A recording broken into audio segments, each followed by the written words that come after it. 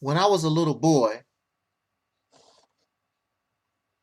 I was never forced to go to church. Actually, it was something I enjoyed because my mother and my sisters in rural 1960s Mississippi, it was something that I enjoyed. We were part of the choir, and we also was given our own set by the church. My mother enjoyed going to church every Sunday and worshiping and praising Jesus, God, singing. It was probably at that time one of her favorite joys. Something to take her mind off the reality of being poor, the daughter of sharecroppers, going back and forth with my father, of whom she was married to, who was verbally and physically abusive, and just trying to survive in general, going to church like many people, even to this day, it gives us an outlet. It gives us escapism rather than turning to drugs and alcohol or food or television, cable, radio, records. We find all kinds of ways to try to escape the reality of our lives that we should not blame on nature, but on the greed, the flaw, the material, well, that's greed, material love and selfishness and jealousy and envy and those things, racism, sexism, sexual confusion, and the list goes on, that we find in this reality that we find in our lives. So by the 1970s, my mother moved us to the state of Illinois, and she was hoping that she would be able to join the same kind of church that we left in Mississippi to continue the worship of God and Jesus, and of course using this belief as a means to escape reality. However, she would be disappointed because, unlike the church in Mississippi, these in Illinois, they seem to be more interested in money and looking good, dressing a certain kind of way, materialistic. And she found many of the patrons of this new church, they spread gossip and slander and laugh at the poor, very not becoming of somebody who is supposed to be worshiping and waiting on somebody who was an advocate and fought for and stood for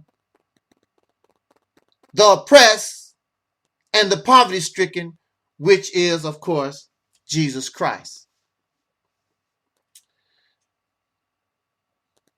My mother tried to work it out, but she could not stand the hypocrisy and those being fake, and she stopped going.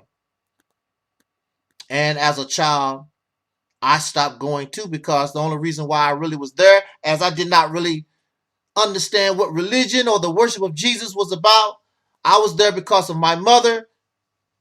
And when my mother left the church, then I also physically left the church, as well as my other siblings. But in the meantime, in my journey throughout religious teachings, there was a preacher and his wife that we met, and I befriended his children. And we were thirsty, and I reached out to their garden hose, and as I was getting a drink, the preacher's wife came out, very angry. Put that down. You making my water bill go up. Go to your home, get your own water at your own house.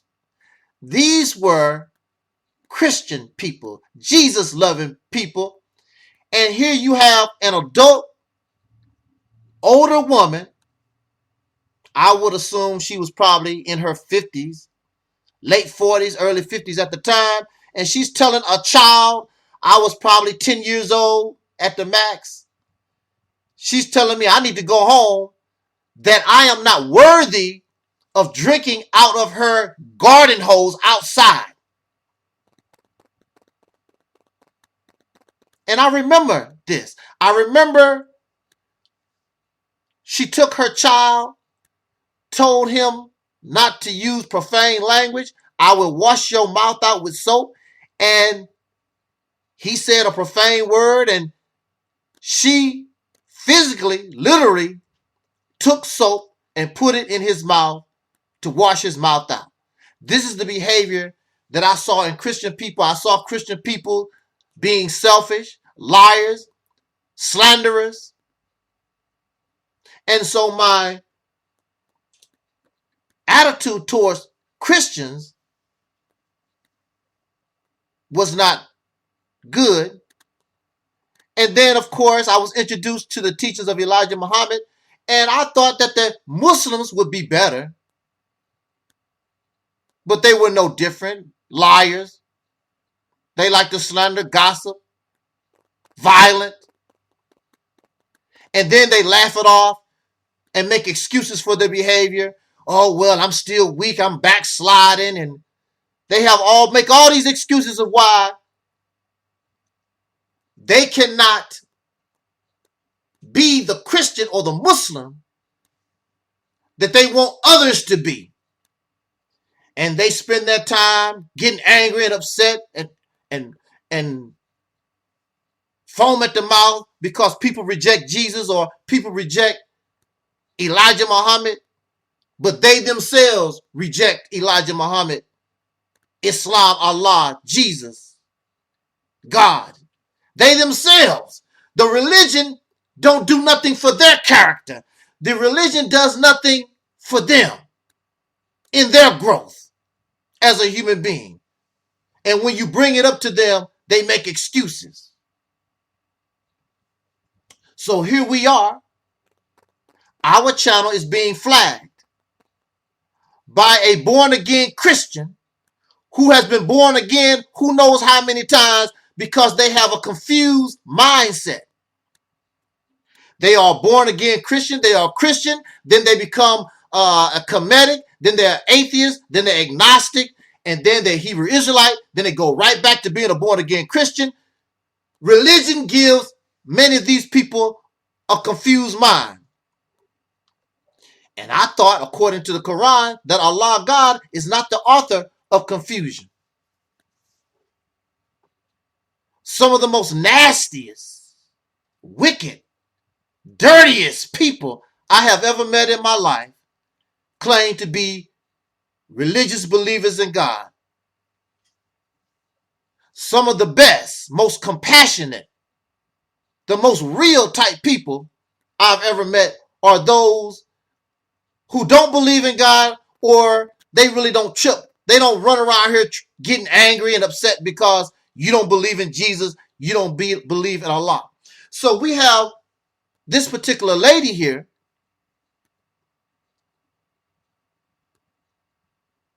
who got angry at me because I would not accept Jesus Christ, a black man with a hump in his back.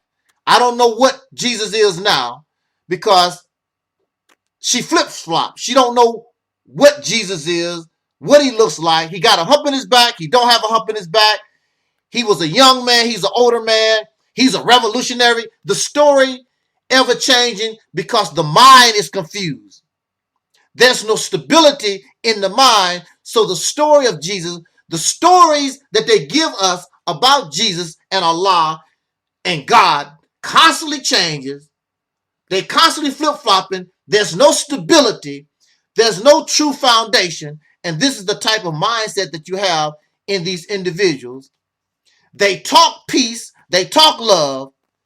But you do not see love or empathy or compassion from them. So here we are. We have a lady here that's flagging our channels because she was unsuccessful in gathering a whole bunch of other people who hate, who have no compassion for others, selfish, self-righteous. They all the same. She gathered all of them together and they had no effect on us. So now she's taking it upon herself to take the time, not reading the Bible, not studying the Bible, not listening to her pastor. She's taking the time to flag and send false complaint to Google. What is so ironic that she becomes everything that we say, and she calls us a liar, but her actions show she's exactly what we call her. We said that she was lazy and a bum. Now you have the time to flag YouTube channels and file false complaints. You have the time to do that, but you don't have the time to work a job that would actually pay you money. But you have time. You don't have the time to work a job, but you're going to make a job that you don't get paid for, laying around, trying to find clips, trying to find something to send to YouTube to flag down a channel because you're not woman enough to admit your error. You're not woman enough to admit that you're not, this is a war that you're not going to win because you're in the wrong. So you can flag and you can lie to, here's a Christian, she's a liar, a false flagger, a lazy bum.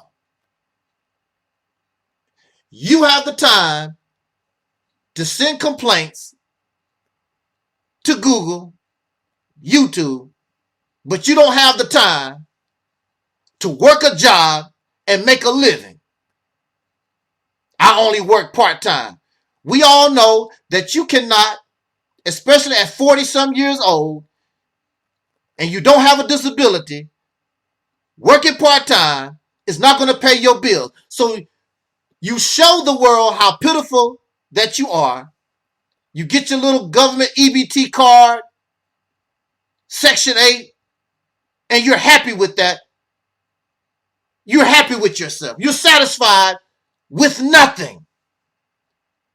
If that's what Christianity is about, if that's what the belief in Jesus is about, to make us weak and pathetic like that, none of us should want to be a Christian. None of us should be attracted to religion. It just makes us excuse-making bums. And this is not to be materialistic, but we should want more out of our lives, and we should have more potential for ourselves.